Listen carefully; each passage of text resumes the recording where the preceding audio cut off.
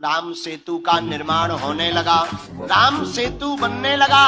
देखो वैसे तो एक बात बताएं, राम सेतु, लोग कहते हैं कि राम सेतु क्या है? राम सेतु है, यही राम सेतु है। राम सेतु के निर्माण में सब बड़े बड़े बंदर बड़ी बड़ी शिलाओं को लाते हैं, शिलाओं को राम राम लिखकर पानी पर तैराते हैं। राम सेतु का निर्माण जोड़ने का कार्य करता है। और एक बहुत अच्छी बात है हिंदुओं के लिए, राम सेतु की कथा को हिंदुओं को जरूर सुनना चाहिए और हिंदुओं को स्वीकार भी भावपूर्वक करके जीवन में उतारना भी चाहिए। जब तक राम तुम्हारे हृदय में नहीं होंगे तब तक पत्थर नहीं जुड़ पाए तो हिंदू कैसे एक हो पाएगा।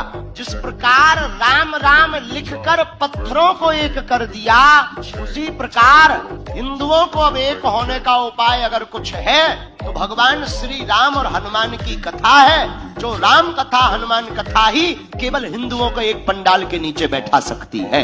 यहीं पर कितने लोग नहीं बैठे, वीआईपी बैठे, वीवीआईपी बैठे, क्या राजा क्या प्रजा, कौन सा वर्ण, न क्षत्रिय न ब्राह्मण न वैश्य न सेवक, सब एक लाइन से बैठे हुए हैं। हम यही तुम्हें बताना चाहते भारत के लोगों कि भारत में कथाओं की बहुत आवश्यकता है। जब तक कथा नहीं होगी तब तक सामाजिक समरसता नहीं आएगी। तो राम सेतु का निर्माण बड़े बड़े बानर कर रहे थे राम की कृपा से।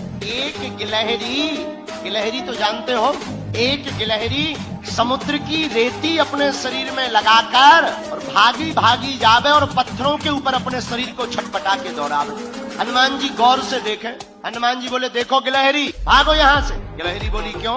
हनुमान जी बोले तुम्हारा छोटा सा शरीर, बड़े बड़े बंदर, अभी कोई पैर रख दे तो मर और जाओ, नाहक में शरीर गवा दोगी। बंदरों के बीच में, बड़े बड़े बानरों के बीच में तुम अपना शरीर लेकर मत घूमो और तुम्हारे ये छिटकने से, दो चार रेत के कण डालने से पुल नहीं बनना है। गिलहरी कुछ नहीं, दोनों हाथ ऐसे करके खड़ी हो गई, मानो हनुमान जी को चिढ़ा करके कहने लगी हो कि तुम बड़े हो तो क्या हुआ, हम भी छोटे हैं, हम भी अपने स्तर से काम भी तो कर रहे हैं। हनुमान जी ने गिलहरी को बहुत समझाया लेकिन गिलहरी नहीं मानी।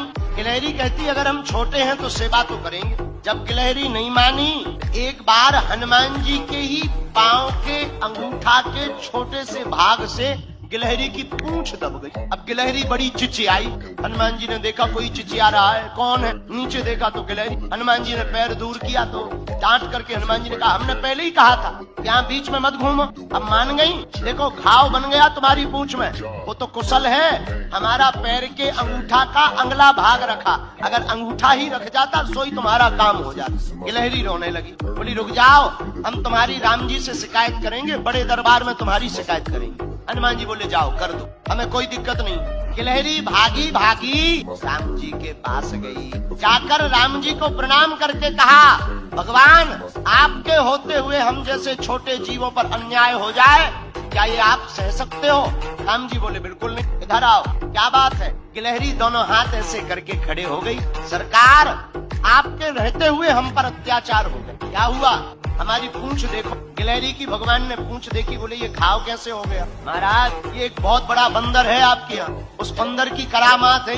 राम जी ने गिलहरी को अपनी हाथ में लिया, पूंछ के ऊपर हाथ रखा, जो उसका दुख था, करुणावान करुणा निधान श्री रघुनाथ जी के हाथ रखते ही उस पूंछ का घाव ठीक हो गया और गिलहरी प्रसन्न हो गई। राम जी अपनी 3 अंगुलियां गिलहरी के ऊपर फिराए। लोग कहते हैं कि पहले तो गिलहरी के ऊपर कोई निशान नहीं थे, जब राम जी ने अपनी 3 अंगुलियां गिलहरी के ऊपर फिराई, वही 3 अंगुल के निशान आज भी गिलहरी के ऊपर हैं।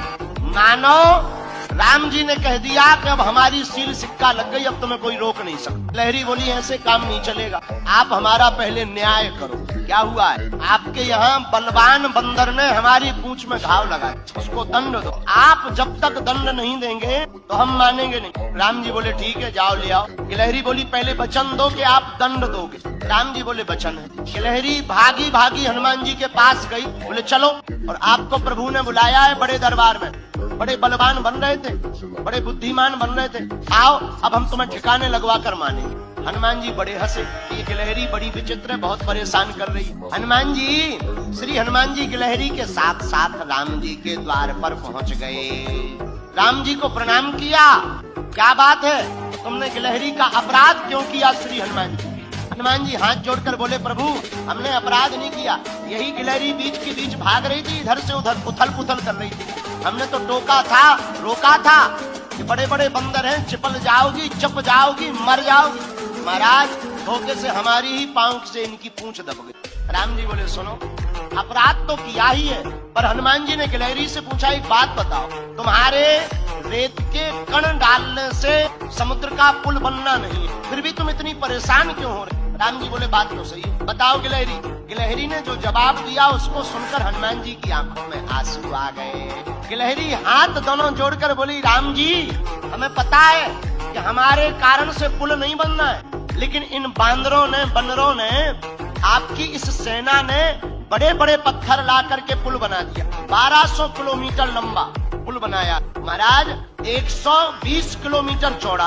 राम जी बड़े बड़े पत्थर लगे हैं, आपके चरण बड़े कोमल हैं, उन चरण कोमल जब आप पत्थरों में, पत्थर है उबड़ खाबड़, रखोगे कहीं चोट लग जाए, आपके चरणों से खून बहने लगे, तो ये बनते तो बड़े बुद्धिमान है तुम्हारे हनुमान जी, बड़े बुद्धिमताम वरिष्ठम ज्ञानी नामाग्रगण्यम सकल गुण निधानम वानराणाम धीसम, पर इन्हें ज्ञान एक रत्ती का नहीं, तुम्हारे हनुमान जी को ज्ञान एक रत्ती का नहीं। हम छोटे जरूर हैं पर हमें ज्ञान ठीक ठाक। राम जी बोले, क्या ज्ञान है? बोले, ये तुम्हारे बड़े बड़े बंदर बड़ी बड़ी सिलाएं लगा रहे हैं, पर आपके चरण बड़े कोमल हैं, आप चलोगे तो कहीं पत्थर लग जाएगा, तो हम रेती जा करके रेती उन पत्थरों की दरार में भरते हैं ताकि आपके चरणों में कोई चोट ना लग जाए। हनुमान जी को सुनकर आंखों से आंसू आ गए। अरे धन्य हो गिलहरी, आप धन्य हो, आपका भाव धन्य। गिलहरी बोली, ये सब बातें छोड़ो, ज्यादा मलाई मत मारो, प्रभु आपने कहा था कि हम दंड देंगे, आप इनको दंड दीजिए, इन्होंने हमारी पूंछ में घाव बनाया है, आप इनको दंड दीजिए। राम जी बोले, बताओ क्या दंड दें? राम जी बोले, हनुमान जी आपसे भक्ता अपराध हो गया है, भक्त का अपराध हो गया है, इसलिए आपको दंड तो भोगना ही पड़ेगा। हनुमान जी बोले, सरकार भाव इनका बहुत अच्छा है, अब जो भी आप दंड दें हमें सब स्वीकार है। राम जी बोले, जैसे तुमने इनकी पूंछ को घाव बना करके दर्द पहुंचाया है, जाओ तुम्हारी भी पूंछ एक बार कटे। हनुमान जी बोले, जय हो।